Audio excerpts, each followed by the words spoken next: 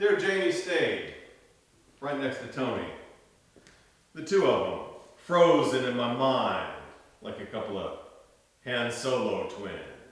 No, that's not right. They weren't frozen at all. They were like a couple of young, immature genies struggling to get out. They would grow stronger over time.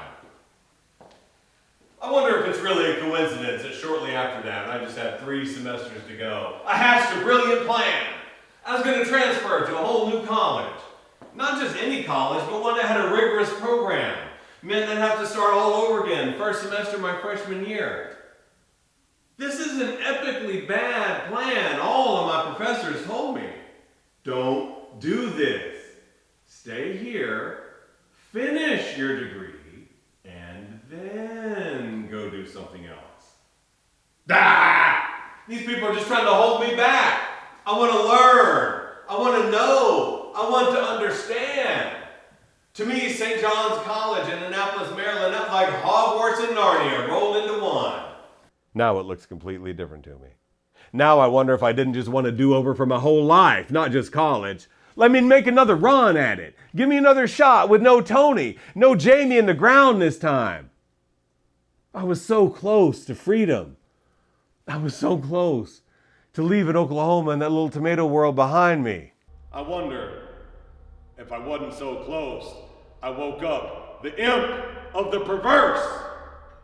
That's what Edgar Allan Poe called the force inside that can mesmerize you and lead you to scuttle your own dreams.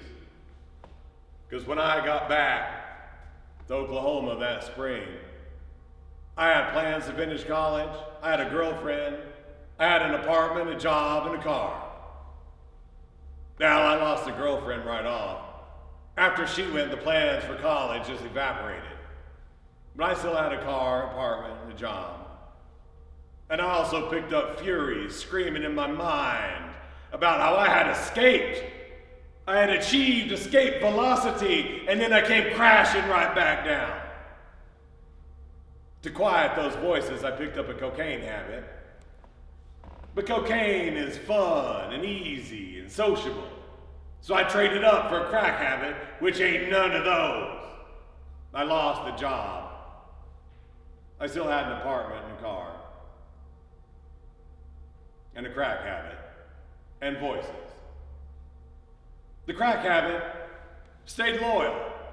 I abandoned it. Quit cold turkey when I switched over to methamphetamine. That's when things really got grim. Lost the apartment. Still had the furies. I stayed in the psychotic, spun out haze for about a year or so. Every time I came down enough to have a lucid thought, it was vanity, vanity, all is vanity, about what a fool I was to think I'd ever have anything different. And I picked up friends that cooked and sold methamphetamine, and they needed a nice, clean-cut, college-looking kid to help them get supplies. Because they looked like the violent ex-convicts they were. They needed stuff like iodine crystals and red phosphorus. I raised my hand up high. See, I spent way too much time in high school reading Hunter S. Thompson and William S. Burroughs. When the going gets weird, the weird turn pro. Put me in the game, coach. They did. I met a man I'll call the Martian. He was a serious man. Done 8 years in McAllister for manslaughter. Not prone to small talk. Utterly immune to my charm. He come to the house where I was staying, opened up the closet door, took out a wire coat hanger. Using no tools at all, he just bent the bottom part back and forth till it broke it off, chucked it away. Took a picture down off the wall, hung that coat hanger up. I asked him what he's doing. He just stared at me. Bent one of the shoulders up into a spike on that coat hanger, then bent the other one up. Took out his billfold, got some dollar bill. Made a little origami envelope. Speared it on the spike. Made another envelope. Stuck it on the other one.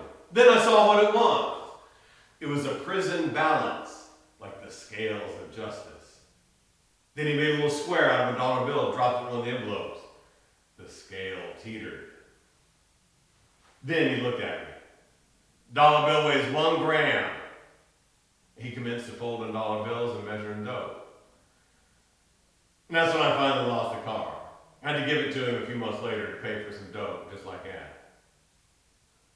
Then I was too spun out to be any good for anyone. Couldn't even get supplies anymore.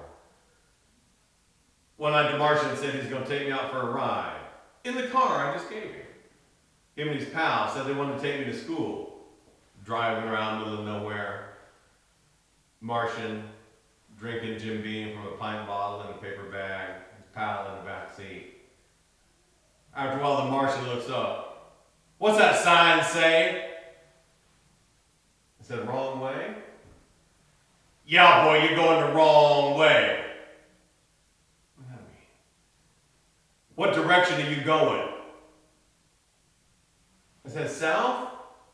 He said, yeah, boy, you're going south. I got it. I was out on a dark highway in the middle of the night, middle of nowhere in Oklahoma, with a couple of violent ex-convicts that acted like they didn't want me around anymore. I was terrified. You hear about fight, flight, and freeze? I added a fourth one to the list, Fonzie.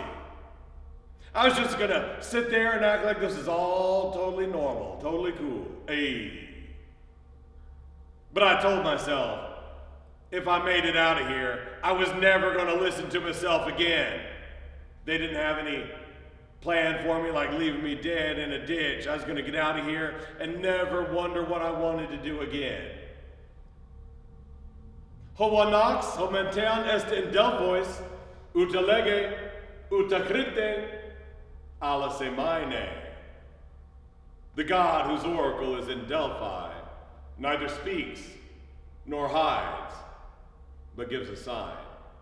If angels are messengers from the gods, then I think the Martian was an angel, and I think those signs were messages from the gods. But I read the oracle backwards. I needed to be running toward myself, but I was running away.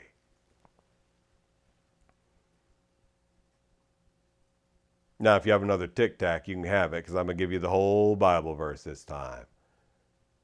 Vanity, vanity. All is vanity. There is nothing better a man can do than to eat, drink, and find satisfaction in his own toil.